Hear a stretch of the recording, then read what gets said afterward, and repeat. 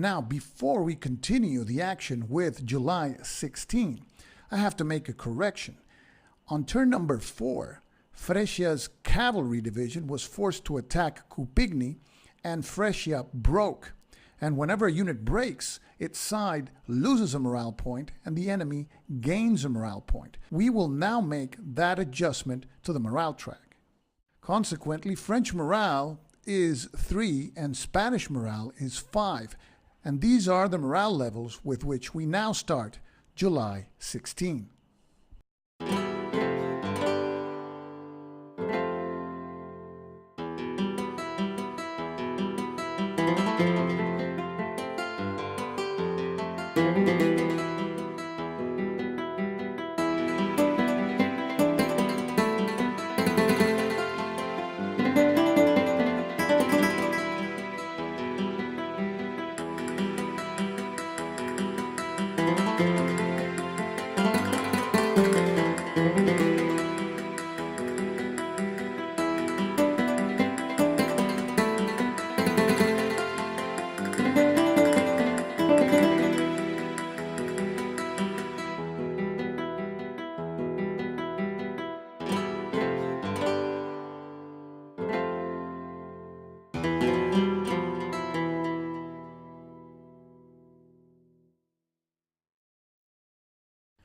This is the situation at the beginning of July 16th.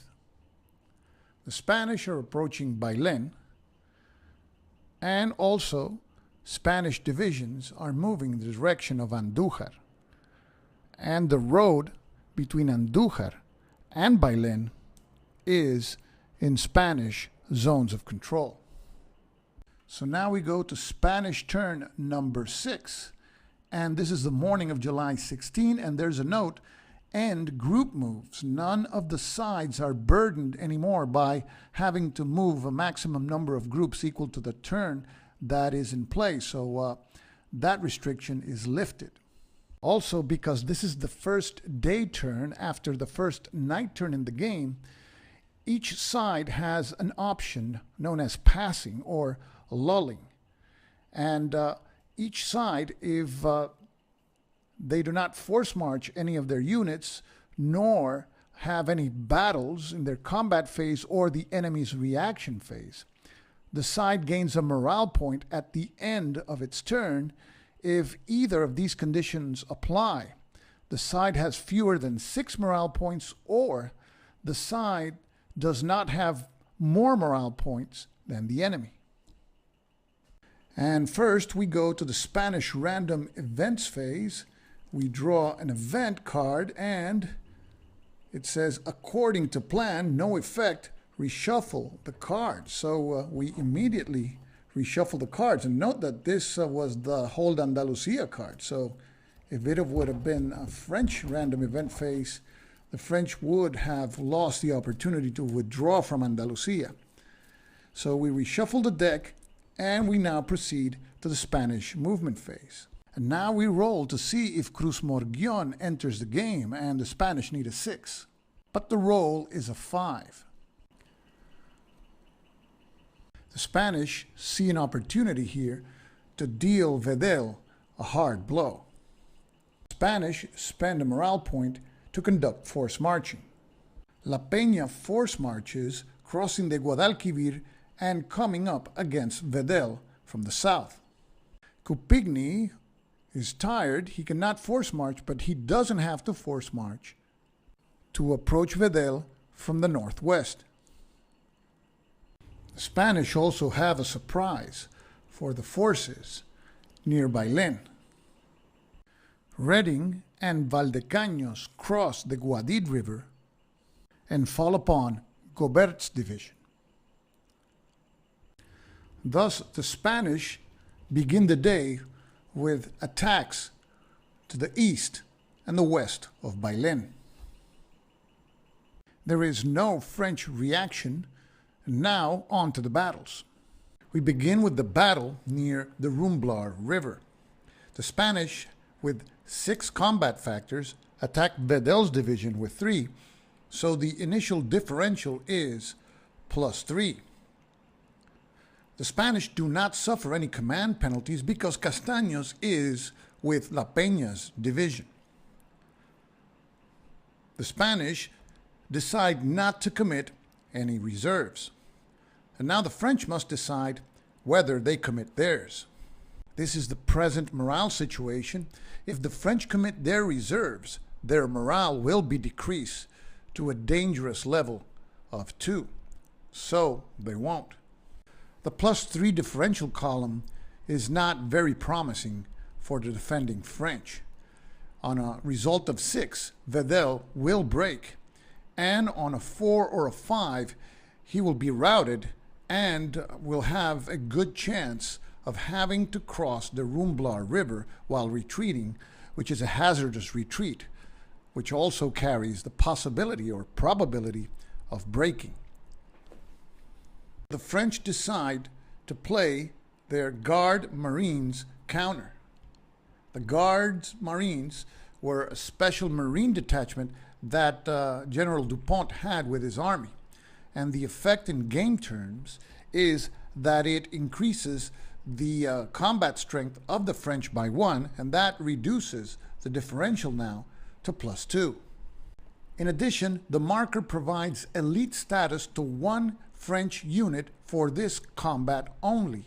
And since this is a defending unit, the elite status represents Elan. That means that if Vedel is called to retreat as a result of a rout, we can subtract 2 from the die roll of the rout result. So that represents less amount of hexes to be retreated, and as a consequence, less chances of a hazardous retreat. So now the next step is to determine any effects on Coupigny, because Coupigny is an unreliable unit. So we roll 1 die on the unreliable units in battle table. There is no modification. Only on a result of 1 will Coupigny's combat strength be reduced by 1. So we roll 1d6. The roll is a 2 and Coupigny's strength is not affected. So now we will resolve the battle. A die is rolled, and the roll is a 5, defender routed. So Vedel is routed, and now we have to roll another die to determine the number of hexes that Vedel must retreat. We roll 1d6, and the result is a 5, but because Vedel has elite status for this combat as a result of the Garde Marine marker, Vedel only retreats 3 hexes. Vedel has no problem in retreating into the first hex in the direction of La Carolina. The second hex to be retreated is over a minor river, and this is a hazardous retreat. So a die must be rolled on the hazardous retreat table. There are no modifiers, and Vedel must roll a 4, 5, or 6 to be able to safely cross the Rumblar River. On a 1, 2, or 3, the division will break. So we roll 1d6, and the result is a 6, and Vedel successfully crosses the Rumblar. So Vedel makes it to the other side to occupy the high ground to the west of Bailén. La Peña and Castaños occupy the vacated hex. Vedel's division, which is now routed, has its combat strength halved and has no zone of control. And we increase the fatigue level for all participating units by 1. And now we go to the battle near the Guadid River. The initial differential is +2, but the Spanish units are out of command, so the differential is reduced to +1. There are no terrain effects modifiers, and now the Spanish must decide if they will commit their reserves. They currently have a morale level of 4, which is 2 greater than the French. If they commit their reserves, morale will go down by 1, and they will roll in the +2 differential column, but that column has the dangerous exchange result, which would cause the breaking of Reading as well as Gobert. And the Spanish don't want to lose their best unit in the game. So they will not commit their reserves. The French, with a morale of 2, decide not to commit their reserves. Now we roll for Valdecaños's unreliable status to see if it affects the battle. Spanish morale is currently higher than French morale, so there is no negative die roll modifier. So we roll 1d6, and only on a result of 1 will the Spanish lose 1 combat factor. We roll 1d6, and the result is a 1.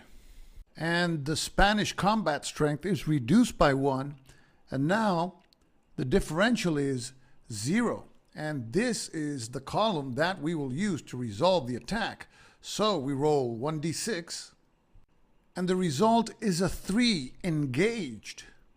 Both sides remain where they are locked in battle, and now we increase each of the participating units' fatigue status by 1. Both Spanish units are ready, but now Gobert is tired. And that's the end of the Spanish combat phase. And now we reduce the fatigue level for those Spanish units that are not in French zones of control. And that would be the divisions of La Peña and Coupigny. La Peña is fresh and Coupigny is tired. And that is the end of the Spanish combat phase and the end of Spanish turn number 6. Now we go to French turn number 6. So we consult a French random event, and it is Swiss defection. If French morale is less than Spanish morale, and that is the case, the French morale marker is flipped over to its Swiss defect side, and we replace all blue strength French units with their yellow strength counterparts. So we flip the French morale marker to its Swiss defect side, and we replace Barbao's blue colored counter, the yellow colored one, to reflect the defection of the Swiss mercenaries. And we do the same thing with Vedel's division, which is currently routed. Both French units affected by the Swiss defection event, in addition to becoming unreliable, have an added penalty signified by the minus side next to their name. If they attempt to rally to return back to the game, they suffer a die roll penalty of -1, which of course makes it more difficult. So now we go to the French movement phase, and if the French move none of their forces, Gobert will have to attack both Reading and Valdecaños in the upcoming French combat phase. Vedel is currently routed, but at the end of the French combat phase, the routed marker will be removed and it'll be in good order once again, and it is presently occupying high ground, which provides it with a +1 on defense. So the French will concentrate in attacking Reading and Valdecaños with all their remaining units in the sector. Fresia falls upon Valdecaños from the north, and the French cadre moves into the wooded area next to Reading. Vedel, who is currently routed, can only retreat in the direction of the line of communications, that is La Carolina, or he can stay put. He is in good ground, so he will stay right there. Meanwhile, Dupont and Barbao have no intentions of sallying out of Andujar. So this is the end of the French movement phase. There are 2 battles near the Guadix River. In the first battle, Fresia attacks Valdecaños. Both units have a strength of 1, so the initial combat differential is 0. However, the French are out of command, so the differential is now reduced to -1. There are no terrain effect modifiers, so we proceed to determine if any of the sides commit their reserves. The French have a morale of 2, so they will not commit their reserves. The Spanish, with a morale of 4, like their chances as it is, so they don't commit theirs either. So we now roll for Valdecaños's reliability. Spanish morale is greater than French morale, so there is no -1 die roll modifier. Only on a result of 1 will the strength of the Spanish forces be reduced by 1 and affect the combat differential. So we roll 1d6. The result is a 6, so Valdecaños' strength is unaffected. So we proceed to resolve the attack on the -1 differential column. We roll 1d6, and the result is a 4, engaged. So Fresia and Valdecaños remain engaged in battle, and we increase their fatigue status. And now we proceed to the battle between Reading and Gobert and the French cavalry. Both sides have an equal amount of combat factors, so the initial differential is 0. The French forces, however, are out of command, so the differential is now reduced to -1. There are no terrain effect modifiers, and the French now decide whether they want to commit their reserves. With a morale level of 2, they can barely afford it, and they won't. The Spanish, with a morale level of 4, may commit their reserves, and if they do, this is the table that would be used, and it offers great possibilities for the French to be routed and 1 chance in 6 of both units breaking. So the Spanish will take the chance, and their morale is now reduced to 3. And now the differential is further reduced to -2. And this is the final column for this combat. So we roll 1d6, and the result is a 2, attacker routed. Both French units are routed, and we have to roll a die for each one of them to see how many hexes they must retreat.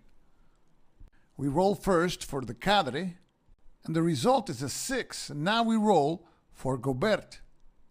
And Gobert rolls a 1. And because Gobert rolled a 1, the result for Gobert is converted into a defender withdrawal. Gobert retreats 1 hex north, but the cadre must retreat 6 hexes in the direction of the line of communication hex at La Carolina. Fortunately for the French, the path of retreat of the French cavalry does not trigger a hazardous retreat, and it arrives safely at Guarroman. Now we adjust the fatigue levels for the units that participated in this combat. And because the cadre retreated more hexes than its movement allowance, French morale is reduced to 1, and they cannot afford another slip. It's the end of the French combat phase. Now we remove the blue colored routed marker from Vedel's division, and we adjust the fatigue levels for French units that are not adjacent to Spanish units by reducing them by 1. Vedel is now fresh, Gobert tired, and the cadre is ready. And this is the end of the French combat phase and the end of French turn number 6. Now we proceed to turn 7, the midday turn of July 16th. And the Spanish random event is intelligence gathering, and only the topmost paragraph applies because the one at the bottom is used if we're using the optional fog of war roll. So here, the Spanish will examine the top card of the draw pile and read the French event for next turn, and then return the card face down to the top of the draw pile. So the French event for next turn will be scorching heat and clouds of dust, And this event means that if the next turn is a midday, afternoon, or evening turn, and for the French it will be midday turn, and the event will apply, the movement allowances for French units will be reduced by 1, and they cannot enter enemy zones of control. So the Spanish have that intelligence. And now to the Spanish movement phase, but before we roll to see if Cruz Murguion's division enters the game, and a 6 is needed. We roll 1d6, and the roll is a 6, and Cruz Murguion's division enters the game.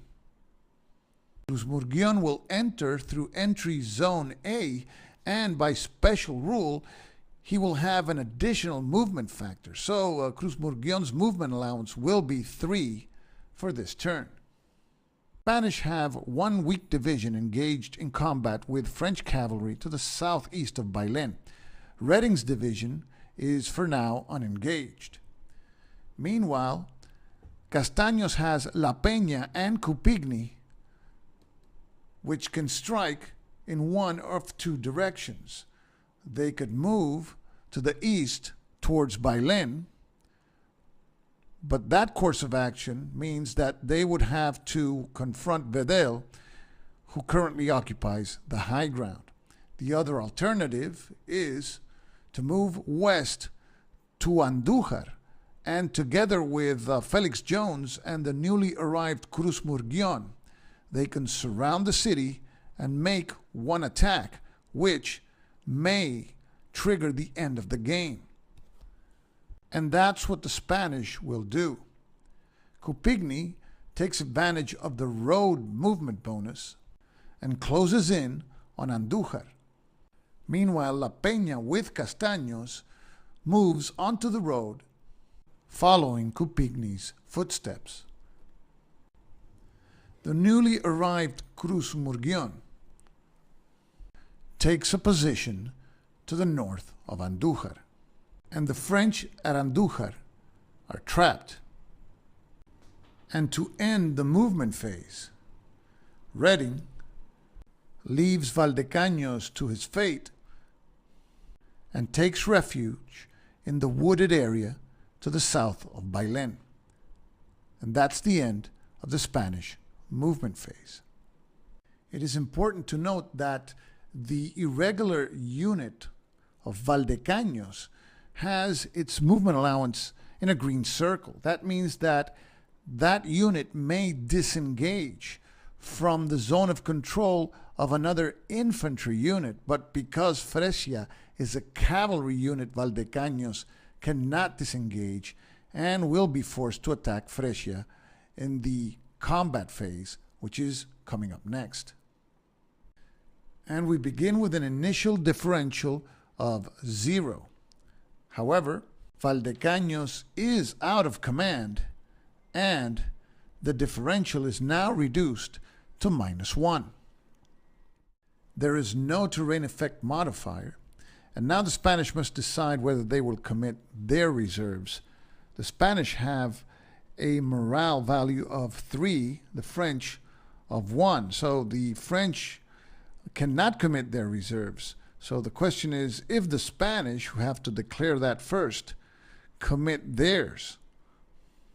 The Spanish have a morale of 3. If they commit their reserves, the attack will be solved on the 0 differential column. But remember, Valdecaños is an irregular unit.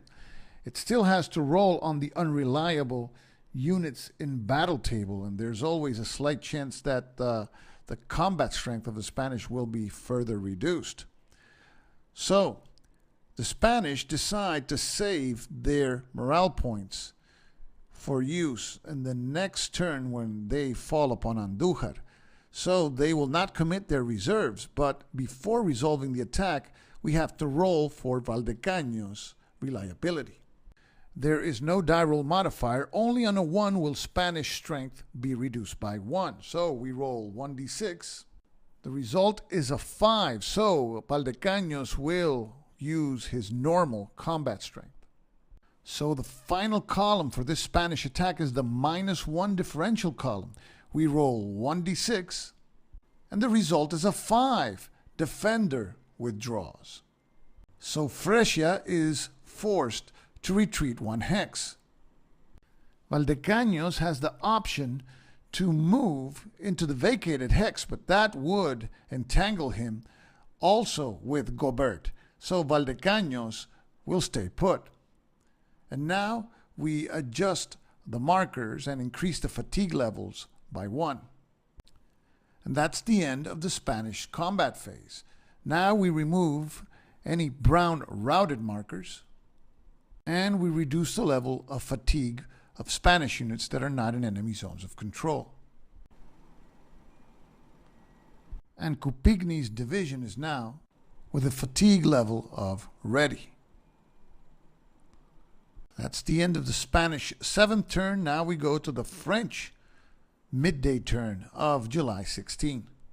And the French random event is the one that we saw the Spanish reveal before. Scorching heat and clouds of dust.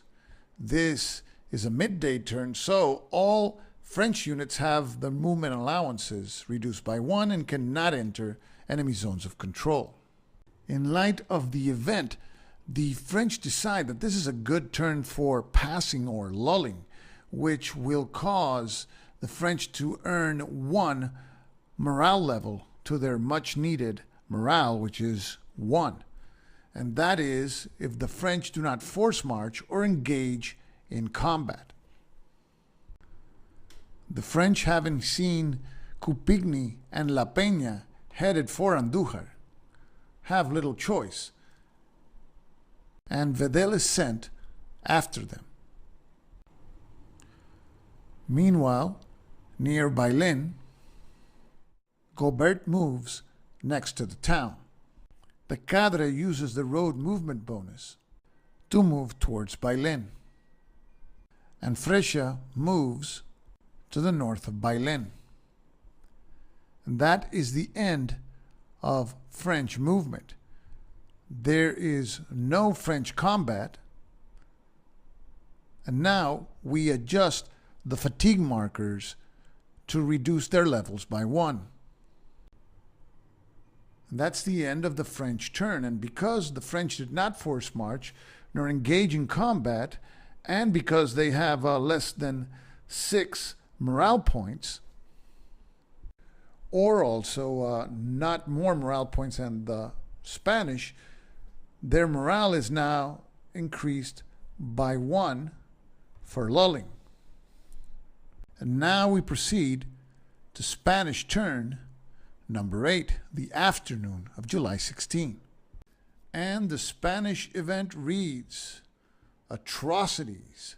The player drawing this card, the Spanish, roll a die. If the result is greater than Spanish morale, the Spanish gain 1 morale point. If it is less than their morale, they lose 1 morale point. And if it's equal to morale, there is no effect. And Spanish morale is currently at level 3. So we roll 1 die, and the result is a 4, which is greater than Spanish morale. So morale is now increased to level 4. So the Spanish forces to the southeast of Bailén do not want to get entangled in any combat result that may cause the loss of morale points for the Spanish. So Reading moves to the outskirts of Bailén, and Valdecaños takes Reading's former positions in the wooded area. Cruz-Murguión, Felix Jones, and Coupigny's divisions all converge upon the town, and La Peñas' division rushes through the roads to also join in what can be the final attack in this game. There is no more movement, and now we proceed to resolve the combat phase.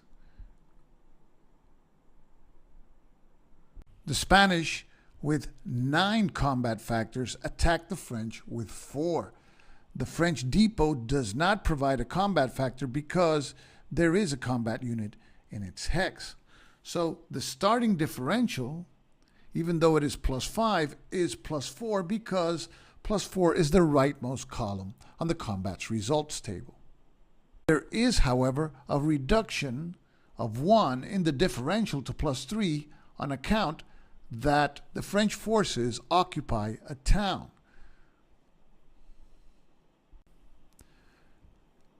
The Spanish forces now decide whether they will commit their reserves. The Spanish, having a 2-point advantage in morale over the French and knowing the importance of this battle, will commit their reserves. So Spanish morale is now 3. And the combat differential is now increased to +4. Now the French must decide if they will commit their reserves. If the French commit their reserves, this is the differential that may be used. Remember that the Spanish have to roll for Cruz Murguion, Felix Jones, and also Coupigny's reliability. And if any of those units fail in reliability die roll, the strength of the Spanish attack will be reduced by 1 per unit that failed. But the French have to give themselves a chance. So they will expend 1 morale point to commit their reserves. So the differential is now +3. It is important to note that committing their reserves is a good tactic because if the French lose the battle, they will lose the depot, and the depot represents a loss of 2 morale points. So it's all or nothing here. So now, before rolling the die roll to resolve the attack, we have to roll for the reliability of these 3 Spanish units, Cruz Murguion, Felix Jones, and Coupigny. And we will start with Cruz Murguion. Only on a 1 will Spanish strength be reduced by 1. So we roll 1d6. The result is a 4, and Cruz Murguion's strength remains normal. Now we roll for Felix Jones' reliability. We roll 1d6, and it's a 2, so Felix Jones also provides his normal combat strength. And finally, we roll for Coupigny's reliability, and the French desperately need him to fail to give the French a fighting chance. And that only happens with a 1, so we roll 1d6, and the result is a 6, so Coupigny doesn't waver, and his strength will be normal. Now we roll to determine if Barbao's unreliable status comes into play. French morale is currently less than Spanish morale, so there's a -1 die roll modifier, so we roll 1d6. The roll is a 5 modified to a 4, so Barbao's combat strength is not reduced. So now we roll the die to resolve the attack. And as you can surmise here, the French have no chance at all. And given the importance and everything that is riding on this battle, we will roll the die live. So we roll 1d6. And the result is a 1, an exchange. Barbao's division is broken, and we remove it from the map together with Dupont. And now the Spanish have to break an equal number of combat factors to those that the French broke, which is 4.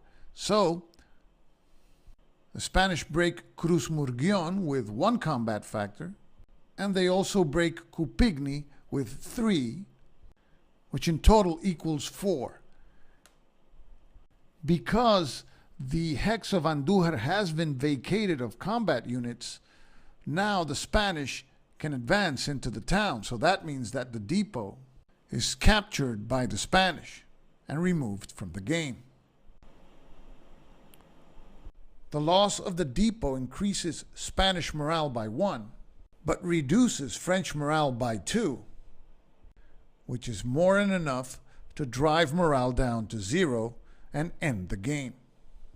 And that is the end of the game. The Spanish win a decisive victory because they drove French morale to 0, and they had a morale of 1 or more.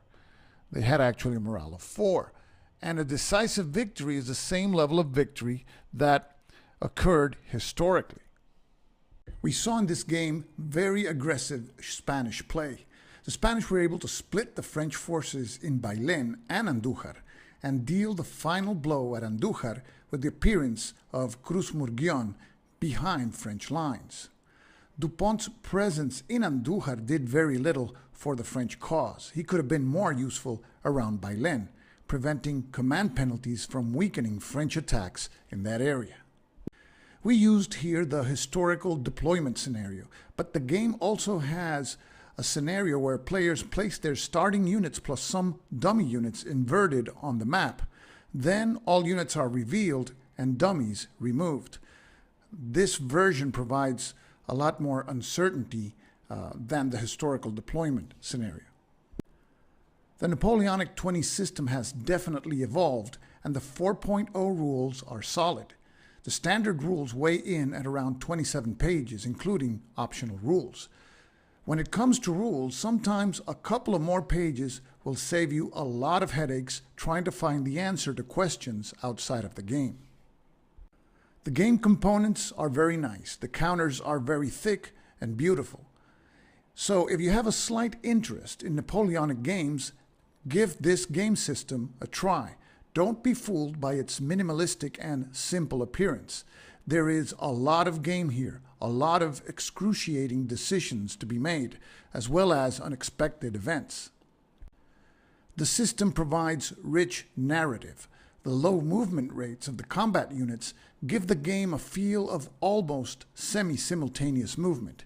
In this game, every hex counts, and you are acting and reacting to your opponent's moves all of the time. The random events give the game a good dose of unexpected and ill-timed situations that can ruin your best-laid plans. There is also uncertainty in rolling for hazardous retreats and the effects of elite and unreliable units in battle. Consequently, players must be flexible enough to adjust to unexpected developments.